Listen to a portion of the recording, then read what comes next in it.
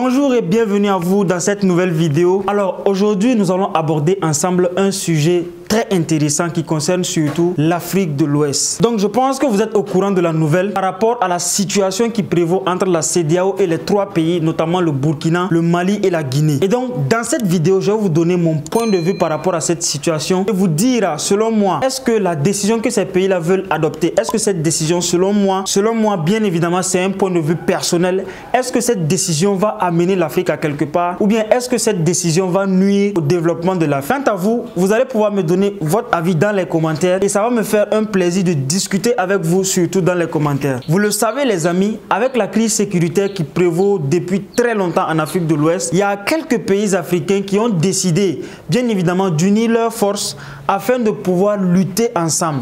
Mais maintenant, il y a des institutions pour les Africains qui prétendent que ces institutions, effectivement, c'est pour les Africains. On ne comprend pas pourquoi ces institutions essaient de mettre les bâtons dans les roues et se mettent à l'encontre de cette initiative.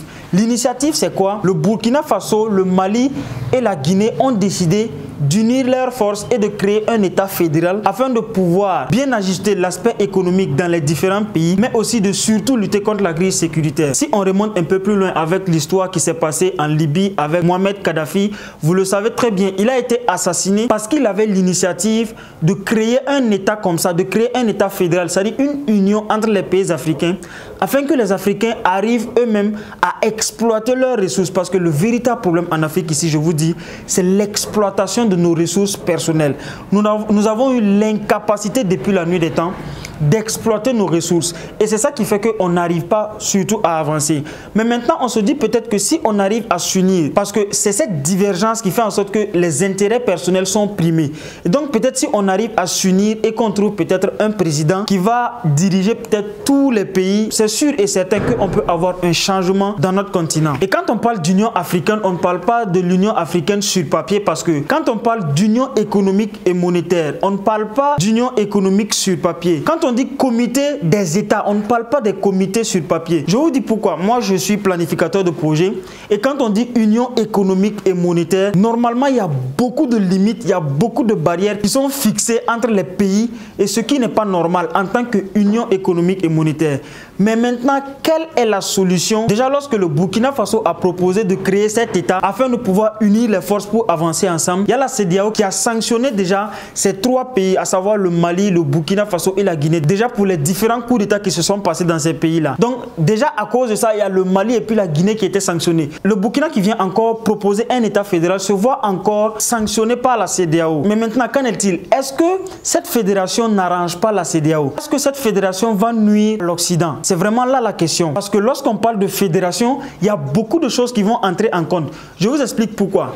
Lorsqu'on parle de fédération, cela sous-entend que le Burkina Faso, le Mali et la Guinée vont désormais avoir une libre circulation des biens et services entre les différents pays. Donc déjà ça, sur le plan économique, ça va impacter de manière considérable. Sur le plan culturel, ça dit la culture burkinabé sera mixée avec la culture guinéenne, avec la culture malienne. C'est-à-dire les Maliens, les Burkinabés et les Guinéens ne vont former qu'un État. Et c'est comme aux États-Unis ou bien au Nigeria. Vous voyez, aux États-Unis, il y a plusieurs pays qui ont décidé de se regrouper ensemble pour former un seul pays, une seule nation, afin de pouvoir vite avancer et gérer les ressources naturellement entre eux-mêmes. C'est la même chose qui se passe au Nigeria. Mais maintenant, pourquoi lorsque peut-être des pays de l'Afrique francophone décident d'adopter la même initiative? Je ne suis pas en train de dire que nous devons exactement copier ce qui se passe à l'extérieur. Je suis d'avis avec Joseph Kizerbo qui disait que le développement est endogène.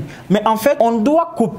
On doit regarder ce qui fonctionne bien et l'adapter en fonction de notre propre réalité. Donc si à travers des analyses, certains pays de l'Afrique de l'Ouest prétendent supposent qu'un État fédéral leur est favorable, je ne pense pas que la CEDEAO a un droit sur eux pour refuser en fait cette décision. Parce que la CEDEAO sait que si le Burkina, le Mali et la Guinée décident de s'unir ensemble, il y aura une division entre beaucoup de pays qui sont membres de la CEDEAO. Déjà que le Mali, la Guinée, le Burkina ne sont plus membres. Ils sont considérés comme s'ils n'étaient plus membres parce qu'ils ont été expulsés.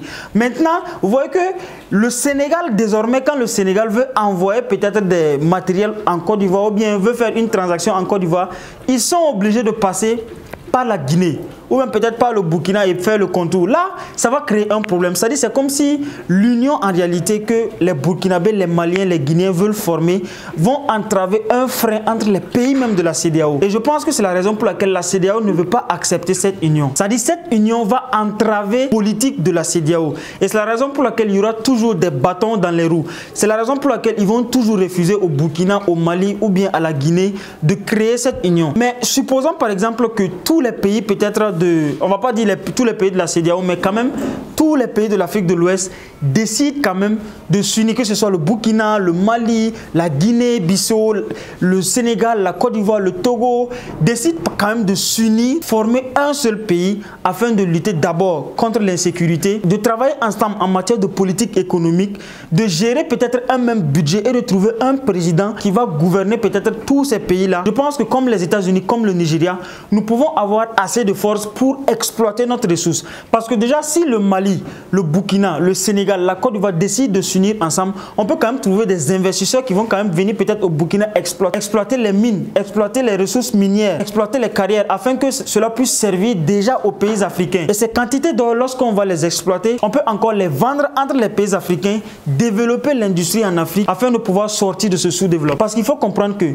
lorsqu'on part dans les autres pays, dans les autres continents, c'est exactement la même chose qui se passe. Quand on part aux États-Unis, il y a une union là-bas. Quand on part en Europe, il y a l'Union européenne qui est là-bas. Quand on part en Chine, un peu partout en fait, les gens ont décidé de s'unir, de gérer le budget du gouvernement ensemble. Et c'est ça qui fait en sorte que beaucoup de personnes arrivent à avancer. Je pense que si nous aussi, on essaie de voir un peu les avantages de cette union fédérale, cela peut être un bénéfice, cela peut être bénéfique pour nous. Voilà pourquoi nous, en tant que jeunes Africains, nous devons soutenir ces genres d'initiatives. Par exemple, partager ces vidéos afin que tout le monde puisse apporter son avis. Peut-être ces avis-là, ça peut impacter. Peut-être ça peut avoir un impact positif. Vous pouvez voir peut-être la chose sous un autre angle. On ne sait pas, il y a des informations qui sont cachées. Ces informations-là, c'est extrêmement difficile de les connaître. Mais en fait, nous, on essaie de faire une analyse générale pour voir ce qui peut nous arranger.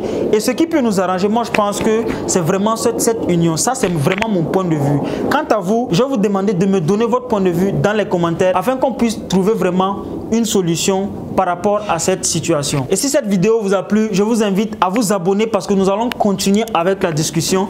Ensuite, lâchez-moi un gros pouce bleu. Quant à moi, je vous dis à très bientôt dans une autre vidéo. Merci, ciao ciao.